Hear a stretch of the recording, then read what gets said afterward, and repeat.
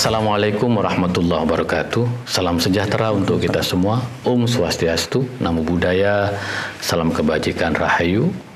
Pemirsa yang berbahagia, kita berjumpa kembali dalam bincang-bincang Tunisia bersama Gus Dubes.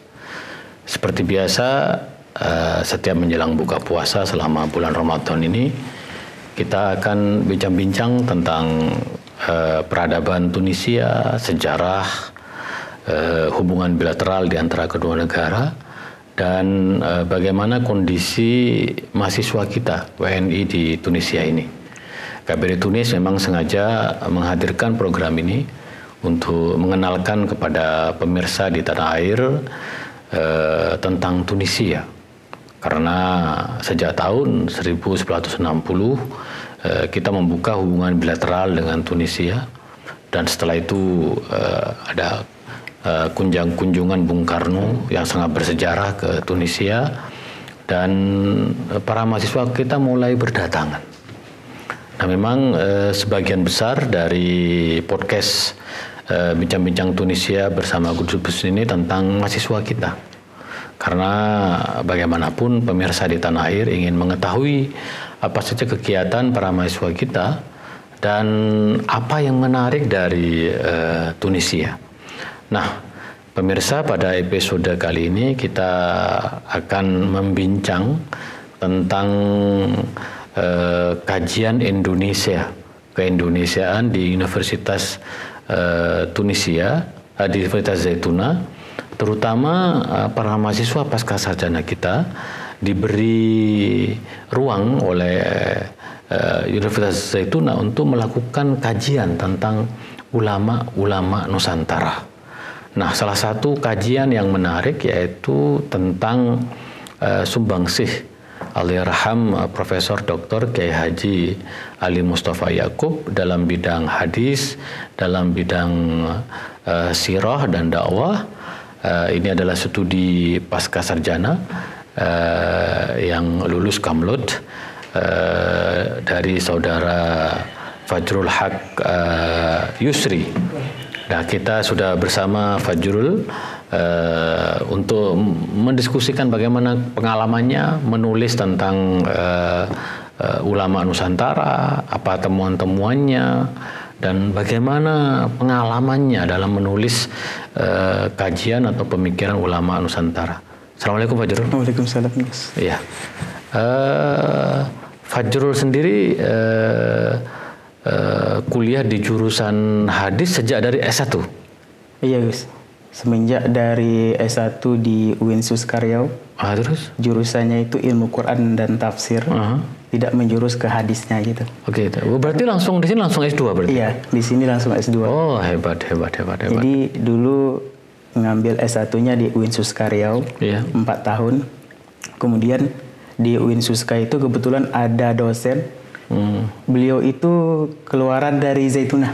Dari Zaytuna. Jadi ketika itu kita mau melanjutkan S2, dan beliau mengatakan ada di Tunisia yang cocok mungkin untuk kalian melanjutkan studi bidang hadis dan keagamaan lainnya gitu.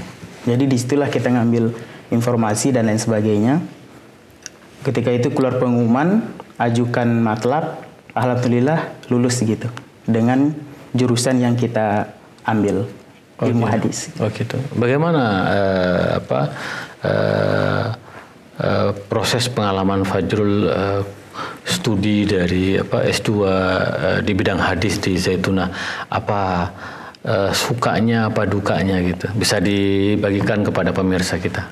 Kemarin saya itu berangkat tahun 2019. Berangkat awal 2019, sebenarnya itu kita angkatan 2018. Oke. Tapi karena visanya dan lain sebagainya lambat turun, kita langsung berangkat 2019. Kemudian di awal itu bulan Januari, pihak kampus itu sebenarnya S2 itu Januari udah ujian, Gus.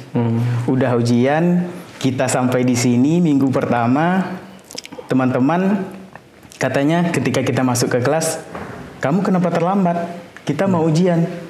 Besoknya masuk untuk mata kuliah hadis yang pertama, kebetulan waktu itu jumpa dengan dosen hadis, kami masuk, kita angkatan ada 2 orang, masuk perkenalan, nama siapa, Fajrul Haq. Kemudian beliau katakan, kamu bukan Fajrul Haq katanya, Fajrul Yaum katanya. Karena 1 hari doang, dan besok kamu akan ujian katanya.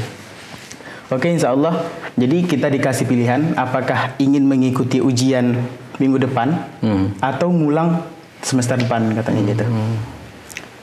Mikir-mikir, tanya teman-teman, lihat mata kuliahnya dan pelajarannya apa aja. Insya Allah kita coba gitu. Kita coba ikut ujian gitu. Seminggu depannya kita ujian, kemudian ujian sebulan kemudian keluar hasil tadaruk.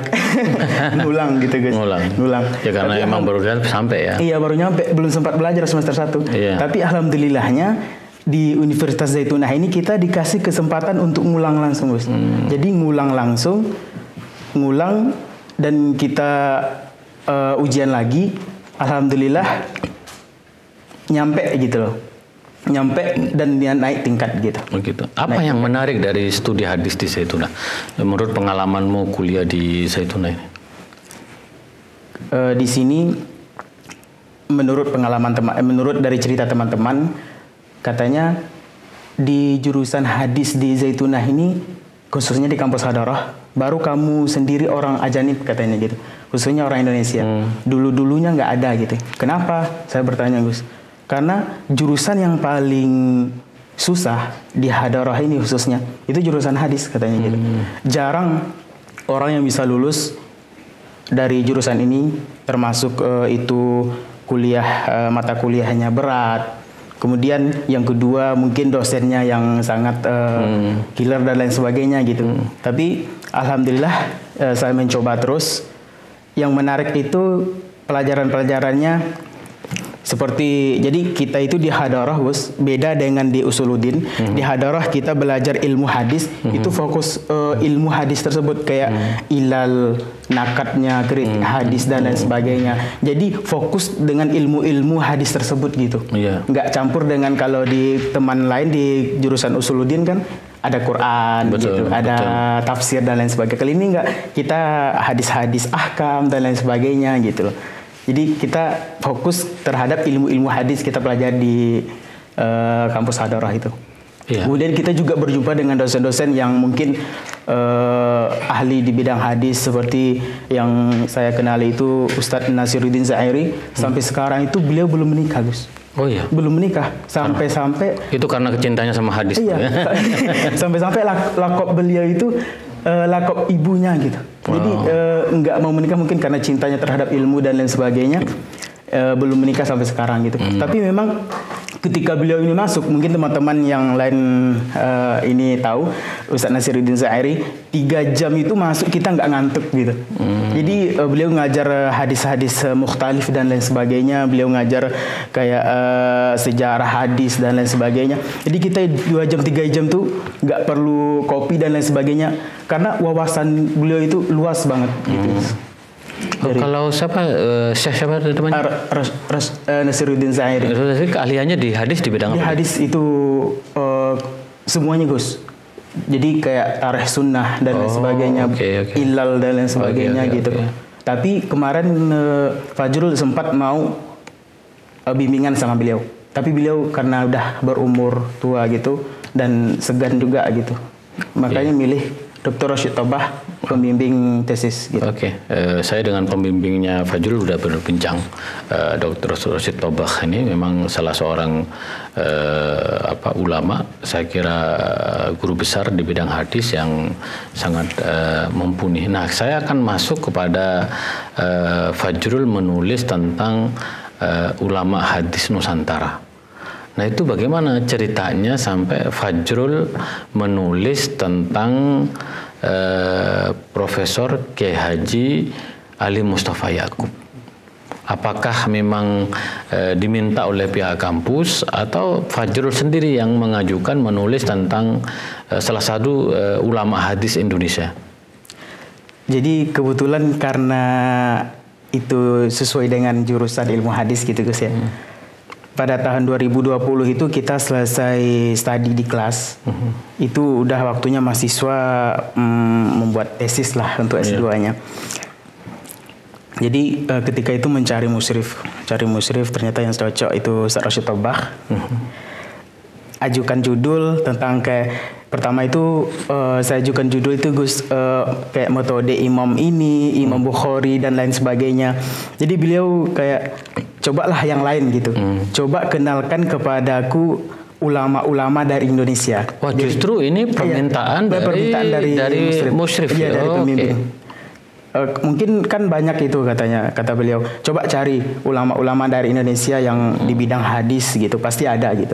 Makanya dicari-cari, ternyata ketemulah ini yang paling ada bukunya dan kita mudah referensinya gitu. Pertama itu cari itu Syekh Hasan Al-Fadani. Khusus kan beliau mensyarah hadis Imam Abi Daud gitu, Durrul Mandud, tapi nggak ketemu kitabnya, nggak jadi, jangan itu, nanti kamu sulit untuk nulis kata beliau kan. Dah, berarti yang kedua mungkin ini Ustaz ada itu Syekh Ali Mustafa Ya'qub gitu. Kitabnya ada nggak yang berbahasa Arab yang bisa saya pahami gitu? Ada 1-2, tapi kebanyakan bahasa Indonesia gitu. Kata beliau, tapi nanti di sini sulitnya kamu untuk menterjemah kata beliau. Saya paling ketika kamu terjemahan ke dalam bahasa Arab, pendapat Syekh Ali Mustafa Ya'qub, baru saya bisa membantu kamu dalam menulis katanya. Berarti kamu harus giat untuk menulis gitu kata beliau. Oke, insya Allah siap gitu, karena ada tuntutan dari kampus kita harus ngumpulin di ACC sama beliau gitu.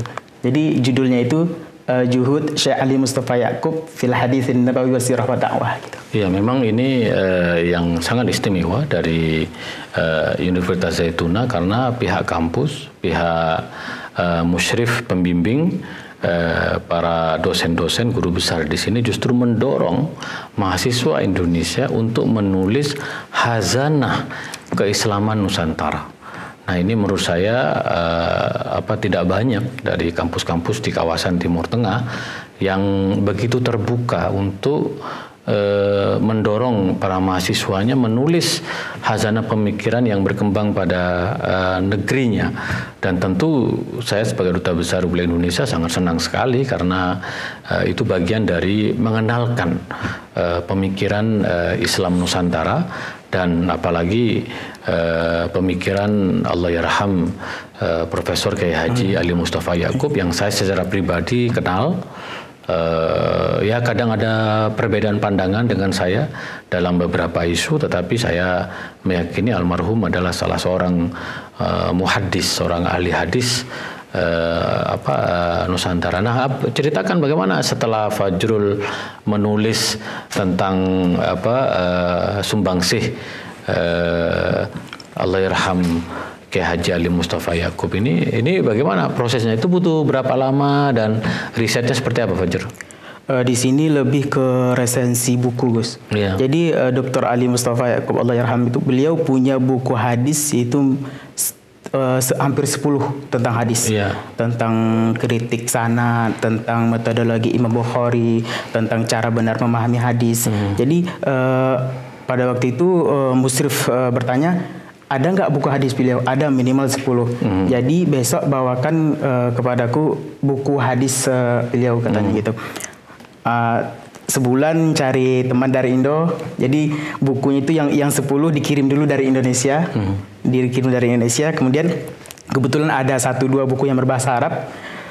Fajrul tunjukin ke musyrif. Ini dokter, ada buku yang berbahasa Arab. Oke, saya baca dulu gitu. Jadi ketika beliau baca, oke, tulis kata beliau kan. Kemudian setelah itu ditulis, di tesis itu ada 3 bab. Bab pertama dikumpulin gitu, bagi apa langkah kita untuk bab selanjutnya. Di situ memang betul-betul musyrif Dr. Rashid Tobah yang dosen Zaitunah, beliau itu memang betul-betul baik. Jadi saat itu beliau memanggil ke rumah. Kamu di mana tempatnya? Di sini, di sini. Oke, nanti saya ke sana, kita bimbingan di rumah kata beliau. Jadi diajak ke rumah, bimbingan ke pustaka beliau, kemudian dibimbing di sana, kita membuat tesis di sana, kemudian pulangnya diantar gitu. Itulah baiknya Busir Fajrul. Dan bab pertama itu membahas tentang kehidupan Dr. Ali Mustafa Yaakob, bagaimana pendidikan beliau semasa hidup, kuliah di luar negeri gitu. Kemudian di situ dibahas tentang keluarga beliau juga yang cinta terhadap ilmu pengetahuan gitu. Memang di sini mungkin bisa kita ambil nanti sebagai sebagai sosok ayah dari Dr. Ali Mustafa Yaakob. Jadi memang dari kecil itu beliau memang dituntut gitu.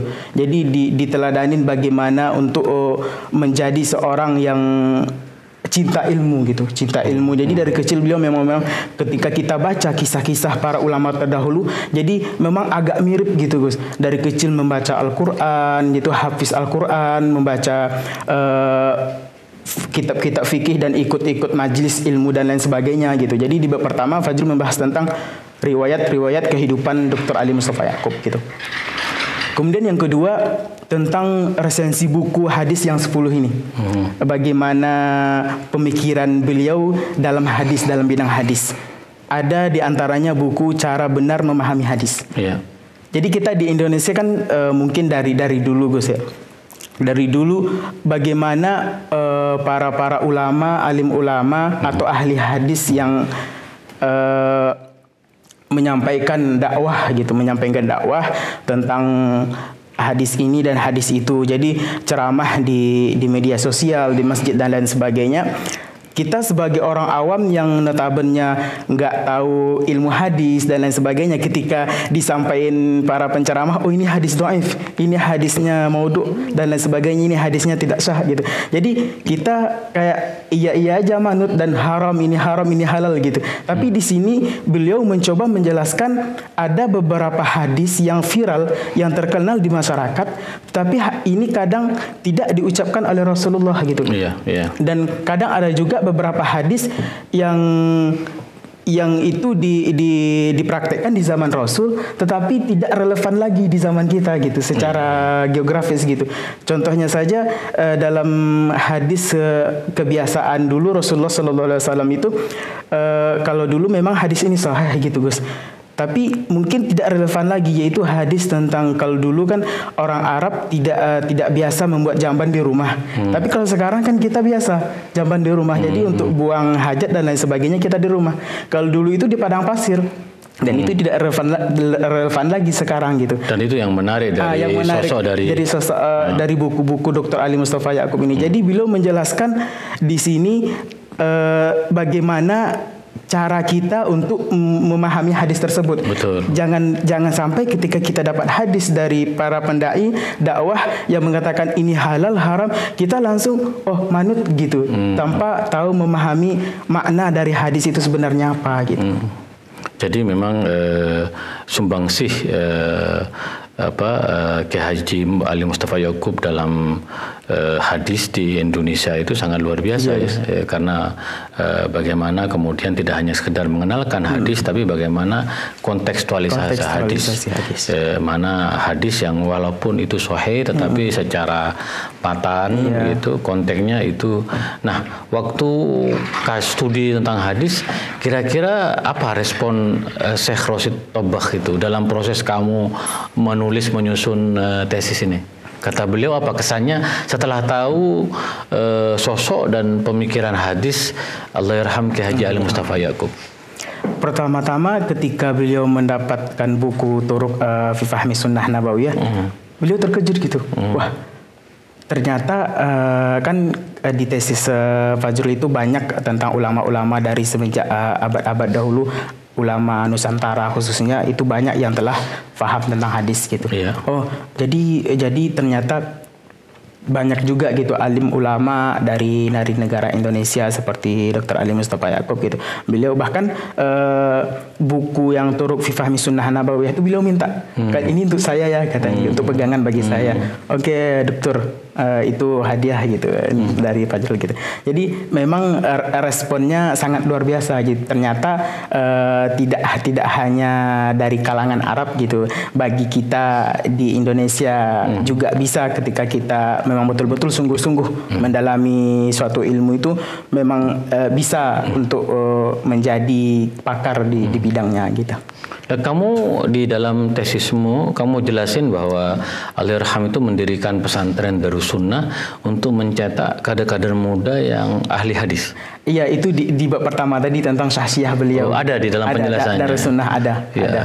Nanti kamu kalau pulang ke Indonesia, kamu harus berkunjung, harus ke Darussunnah ini. Minimal tesismu itu kamu hadiahkan ke perpustakaan bahwa pemikiran hadis dari Kiai Haji Ali Mustafa Yaqub Allahyarham itu sudah pernah dikaji di salah satu kampus bersejarah di Tunisia. Dan saya waktu ketemu dengan Profesor Rosyid Tobakh itu, setelah ujian saya bilang saya kenal dengan Kiai Haji Ali Mustafa Yaqub Allahyarham. Wah iya benar gitu kan. Saya beberapa kali berjumpa dan terlibat dalam perdebatan di dalam seminar itu sendiri. Nah, setelah mengkaji tentang Kiai Haji Ali Mustafa Yaqub, Fajrul apa lagi yang ingin dikaji? Apakah tetap mengkaji Syekh Ali Mustafa Yaqub atau membandingkan dengan salah satu ulama hadis kontemporer Tunisia? Rencana ini mau lanjut itu Gus S3, jadi kajian mukoronah gitu Gus, mukoronah tentang ulama-ulama kontemporer contohnya di Tunisia atau di negara lain gitu. Jadi membandingkan itu mukoronah itu bagus sekali. Jadi sehingga kemudian bisa mengambil jalan tengah dari studi komparasi.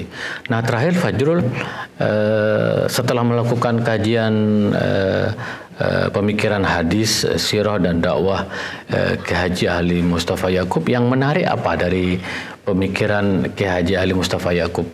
Kemudian setelah hadis, beliau kan juga banyak menulis buku, Gus. Banyak menulis buku. Ada juga bagaimana metode dakwah Nabi Muhammad SAW. Jadi di bab terakhir itu Fajrul tulis buku beliau tentang metode dakwah Nabi.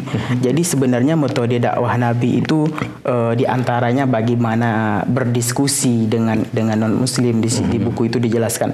Jadi tidak semerta-merta hanya berperang gitu dengan non Muslim. Jadi berdiskusi, berdialog. Bahkan di buku itu dijelaskan bahwasanya bagaimana waktu itu Nabi Muhammad SAW itu berdialog dengan orang musyrik, orang Yahudi gitu. Jadi bil mau'izah wal hasanah gitu Gus. Jadi selain dari bidang hadis, beliau juga menjelaskan tentang metode cara berdakwah ala Nabi Muhammad SAW. Ya. Nah, itu memang yang menarik dan khas dari, karena beliau ini kan Imam Masjid Istiqlal, tokoh sentral yang pemikirannya dalam bidang hadis, dalam bidang dakwah, atau mungkin dalam pemikiran secara lebih luas mewarnai Indonesia.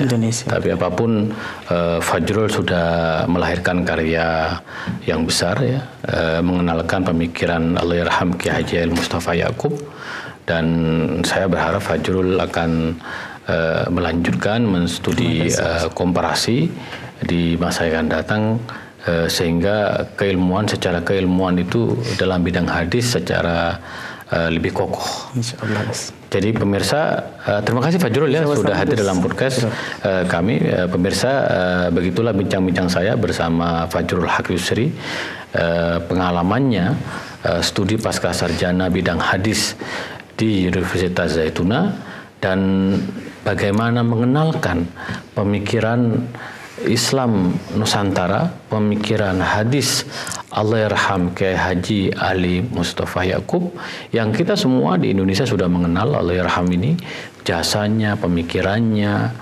dan bagaimana komitmennya untuk membumikan hadis dalam konteks keindonesiaan kontemporer. Itulah kira-kira bincang-bincang Tunisia bersama Gus Dubet. Kita akan melanjutkan pada episode yang lain. Kurang lebihnya mohon maaf. Assalamualaikum warahmatullahi wabarakatuh. Waalaikumsalam warahmatullahi wabarakatuh.